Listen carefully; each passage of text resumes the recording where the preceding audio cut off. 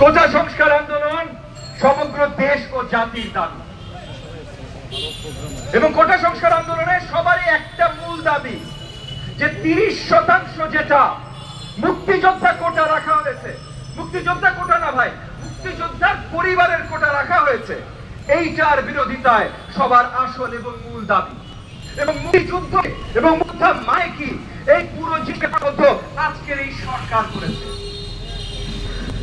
মুক্তিযোদ্ধা কোটা রাখতে হয় ভাই, একটা বড় প্রশ্ন আমি সরকার কাছে করি, প্রধানমন্ত্রীর জায়গায় মুক্তিযোদ্ধাটা রাখেন, তাইলে আজকে যে প্রধানমন্ত্রী আছে সে আর প্রধানমন্ত্রীর গদিতে থাকতে পারবে না।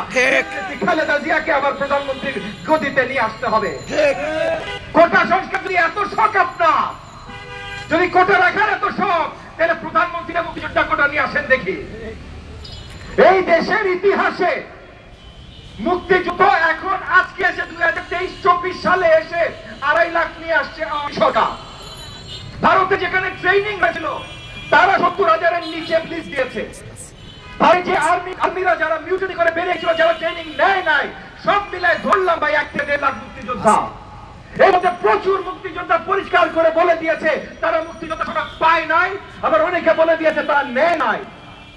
তাহলে কাদের পরিবারের জন্য এই যে এই কোটা আপনারা ধরে রেখেছেন? ভাই সরকারি চাকরি চুরি কি আপনি এমনি করে? আপনাদের বড় বড় নেতারা টিভি ক্যামেরার সামনে ভাই ধরা পড়েছে, পরীক্ষাটা যা দিয়ে আসো, বাকিটা আমরা দেখা নিব। যদি বাকিটা তোমরা এমনিই দেখা নিবা, তাহলে মহান মুক্তিযোদ্ধার নাম এভাবে কলঙ্কিত করার কি প্রয়োজন? মুক্তিযোদ্ধা কোটা সরা।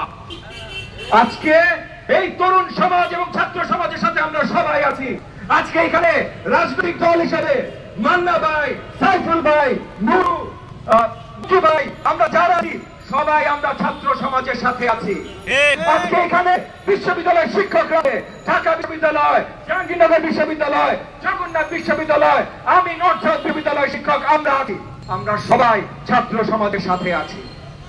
আজকে গত 2 দিন ধরে এই দেশের জনগণ, আপনারা কি খবরে না দেখেন? খবর তো বন্ধ করে দিয়েছে, কেউ আর খবরে লাইভ করতে পারে না, কিন্তু সোশ্যাল মিডিয়াতে দেখেন নাই কি অত্যাচার হচ্ছে আমাদের সন্তানদের উপরে, আপনার সন্তানদের উপরে, আপনাদের ছেলে মেয়েদের উপরে। আমার তো ভাই 2 ভাবে লাগে। আমার স্কুলের ছাত্র নেতারা, কর্মীরা আছে, তাদেরকে যখন আক্রমণ করে লাগে, আমি শিক্ষক আমার ছাত্র ছাত্রীদের যখন আক্রমণ করে লাগে।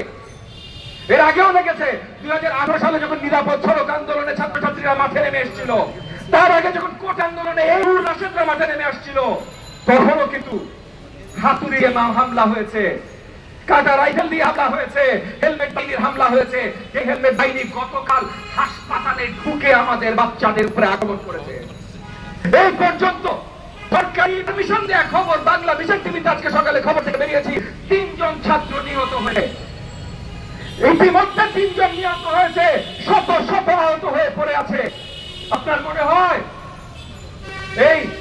এই পিচা সঙ্গীক, আপনার এই হেলমেট বাহিনী, যাকে ছাত্রলীগ নামে পরিচিত, প্রধানমন্ত্রীর এবং এই কাশিবাদ সরকারের লাঠিয়াল বাহিনী, এরা আজকে আক্রমণ করে না?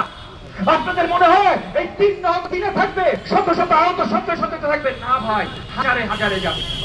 গতকাল হাসপাতাল আক্রমণ করছে, কালকে আপনার আমার বাড়িতে ঢুকে আক্রমণ করবে, কে ঠেকাবে? 71 সালে আমরা সবাই আমাদের ভাইয়েরা, বীর মুক্তিযোদ্ধারা অস্ত্র হাতে তুলে নিয়েছিল এই ঠেকানোর জন্য। আজকে আবার সময় এসেছে ঠেকানো। আজকে দুপুর 3টার সময় কোটা বিরোধী সংস্কার আন্দোলনের ছাত্ররা ডাক দিয়ে তারা রাজপথে নামবে। যত রাজনৈতিক দল যেখানে আছেন সবাইকে তাদের হয়েও ডাক দিচ্ছি। আজকে নূর আমার আগে অলরেডি একটা ডাক দিয়েছেন, চলেন আমরা সবাই একসাথে তাদের সাথে নামি। এই প্রত্যেকটা দাবির আন্দোলন রাজনৈতিক আন্দোলন, গণতান্ত্রিক আন্দোলন, রাজনৈতিক আন্দোলন, এবং প্রত্যেকটা রাজনৈতিক দলের কাছে একটা আহ্বান জানাই, ভাই আপনারা দূরে বসে থাকেন না। আমাদের সন্তানদের উপরে আক্রমণ হচ্ছে, এখন যদি আপনারা বসে থাকেন